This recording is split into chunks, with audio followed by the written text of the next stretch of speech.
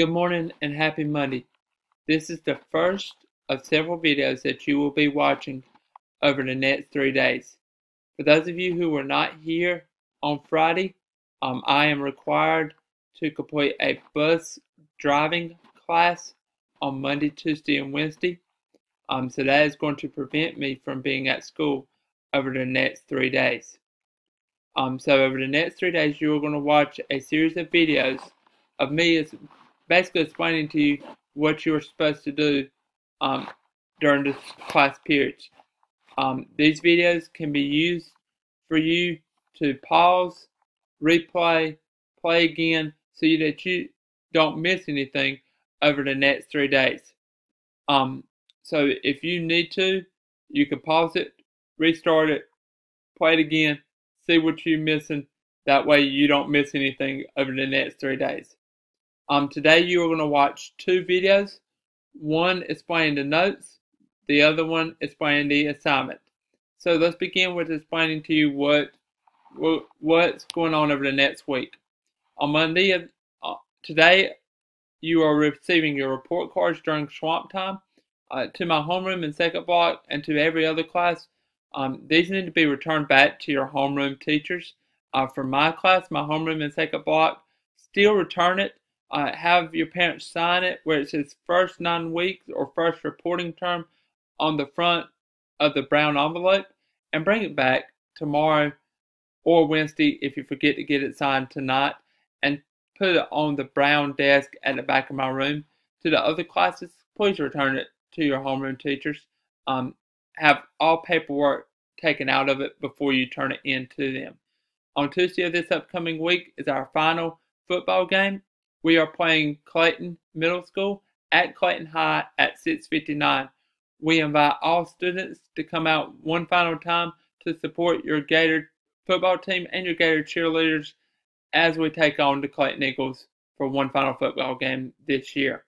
Wednesday and Thursday are regular days, and Friday is a school dance right after school. It is also the fall movie night. Weather permitting, they are calling for rain. So just pay attention to the announcements this upcoming week as key information is shared. So this is the first time I want you to pause the video. I want you to pull out your notebook, pencil, and color pencils and tape or glue if you have it. Once you have paused or once you have gotten your materials out, you may restart the video if you don't have them out already. So that gets us to the table of contents. I need everybody to open up to your new table of contents and write down the following titles that I'm going to tell you. Page number 8 is Egypt Map. Page number 8 is Egypt Map. Page number 9 is Egypt Geo Notes. Page number 9 is Egypt Geo Notes. Write down both on your table of contents and the top of your page titles. Once you have done so, restart the video. Now that you have done that, let's begin with talking about where Egypt is and why Egypt's location is extremely important. So, where Egypt is located in the northeast corner of Africa. Egypt is located right here. It sits beside the Red Sea. On its east is the Red Sea, and the Red Sea is extremely important because it flows out into the Arabian Sea. The Arabian Sea flows out into the Indian Ocean, which is one of the 5 major oceans. Egypt sits to the south of the Mediterranean Sea, which is an important trading route for Europe, Greece and Rome, as well as Africa and Asia and the Middle East. On the eastern side of Egypt is the Nile River. The Nile River is considered a lifeline of Egypt, and most of the civilization was settled around the Nile River. Why? Because if you look at a satellite view of Egypt, the Nile River is right here, and all the rest of Egypt is just desert and barren land. There's nothing there except for the Nile River. Without the Nile River, Egypt is just completely desert. So you have the Nile River here. And then you have the Mediterranean Sea here, and the Red Sea here. Most of civilization was settled around the Nile River. Most of the pyramids are located around the Nile River. Most of your resources are located around the Nile River. The Nile River is basically your lifeline for everything good. So I need everybody to flip to page number 9 if you're not already there. And we're going to begin the notes for today. We're going to talk about Egypt's geography and natural resources today. Now, how notes are going to work today, there are no guided notes. So what I want you to do is for each title, whether it be the Nile River, whether it be salt, whether it be gold, whether it be papyrus, whatever we're talking about throughout the next few slides, I want you to write the title down, and then I want you to summarize what we talk about and what you read. As you do each slide, pause the video, write the stuff down, and then restart the video. I ask you not to listen to music. I ask you not to move throughout the next 3 days as well. So let's talk about Egypt's geography and natural resources. We're going to start with the most important thing going on in Egypt in geography, the Nile River. The Nile River is considered to be the lifeline. It provides vast amounts of fertile land and was a major route for communication and travel. Now remember what fertile land means. Fertile land is good farmland. It's good crops, it's good soil. It was also considered a freeway of ancient Egypt.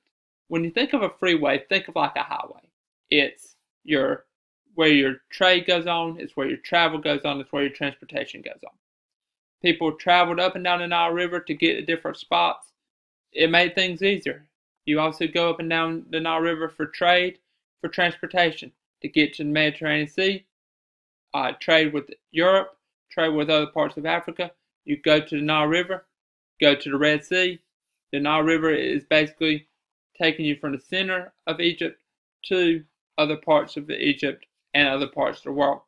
Boats would move cattle, grain, and soldiers across the kingdom of the Nile.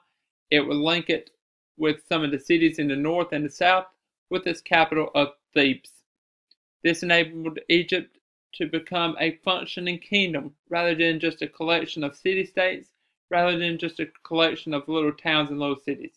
This is very simple.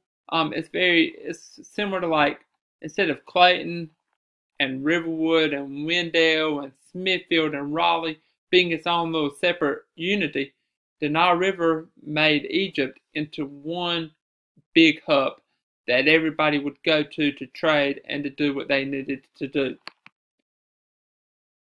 The Nile River's great, but without money, the Nile River is just another river. What Egypt also had access to was gold.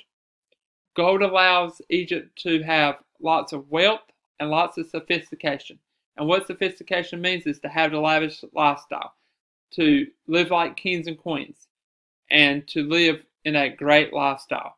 Egypt's gold turned into a superpower, respected and courted by friends and enemies alike, that even enemies wanted to be Egypt's friend and wanted to work with them.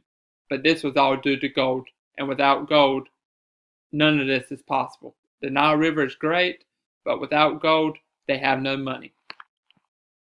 We now have salt. Salt was basically the form or the major resource that they had at the time.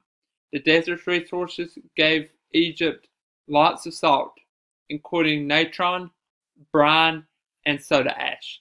Salt was used for medicine. It was used to flavor food, used to make the food last longer and make the food last winter. It also was used to tan animal hide.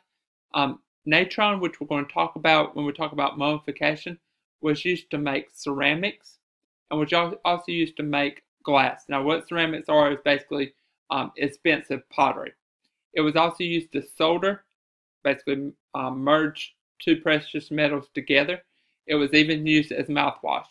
That is why when people have a cut or an ulcer or have surgery in their mouth, that is why they take a cup of water, put hot water in it, put salt in it, and then gargle it. And that basically rinses out the mouth and stops it from having bacteria build up and stuff like that. Mixed with salt, it was also used to preserve fish, meat, and to even mummify dead bodies. Mixed with oil, it also became an early form of soap. That is why these Egyptians, you see movies and you see pictures of these Egyptians, that they would also have like baths and water wells where they could actually wash up with soap and water. We're also going to talk about rock. There's two major forms of rock that existed in Egypt. They were sandstone, and limestone. These two were quarried and shaped without any machinery or cutting tools. Basically what happened is they would take like a rock or a hammer and basically jab on it and break the rock up, and it would split into different stones and split into smaller forms of rock so that it could actually form it. These rocks and these stones would be used to produce many of the temples, many of the tombs, many of the pyramids that we know of in ancient Egypt. Now, with you can have meat and you can have all this good stuff to eat, but without vegetables, you don't really have, you're obese, your heart rate goes up, you have heart attack seizure, you have stroke seizure. So they had to have vegetables of some kind. The main vegetable that they used was a vegetable called flax, F-L-A-X. It is a winter vegetable. Flax had two main uses. It was oil and it was fiber. The flax stems were combed to remove the bolls, which contained linseed oil, and the remaining fibers were spun to make linen threads, which could be woven into clothing, sheets, and blankets. So even a food such as flax would be useful for everything that they had. Now, Egypt, because of the desert and because of the barren land that was around them, Egypt lacked quality wood, quality timber. Although palm trees were used in construction, native trees such as sycamore, acacia, and tamarisk were usually too knotted and brittle to use for construction. Instead, these trees were used for firewood and charcoal. So, although they couldn't use them for building houses, they did use them for other things like firewood to stay warm and charcoal to stay warm and to use for cooking that we know of today for modern day cooking. They also would turn it into furniture and coffins for ordinary Egyptians. Someone with enough money, usually the wealthy, could improve their coffin's appearance by covering with ivory, ebony, and other expensive woods. Any other woods would easily be imported from abroad, usually from the Lebanon, Middle Eastern area. The final thing we're going to talk about with our notes is papyrus. Egyptians had a winning way with reeds, which grew in huge numbers beside the Nile River. Remember, the Nile is the lifeline of Egypt. Reeds were the material with a million uses. They were turned into mats, blankets, and sandals, while the mud they grew in was used for clay and pottery and bricks. All stuff we should have heard about when our group who was talking about papyrus was doing their group presentation. They also had a massive supply of papyrus, a plant that grew in marshes and swamps near the Nile. Papyrus was used to make paper. The stalks were sliced into strips, and these were then laid over each other and beaten to make a sheet of paper. Now, we talked about today papyrus, we talked about stone, we talked about gold, we talked about timber, we talked about salt, and we talked about the lifeline of the Nile River. Once you are done with your notes, I want you to go back to Google Classroom, and I want you to watch the second video. The second video is going to explain to you what you are expected to do with the assignment. So, once you're done taking your notes, pause the video, go back to the second one, or go back to Google Classroom, watch the second one, and it's going to explain to you what you're supposed to do with the assignment.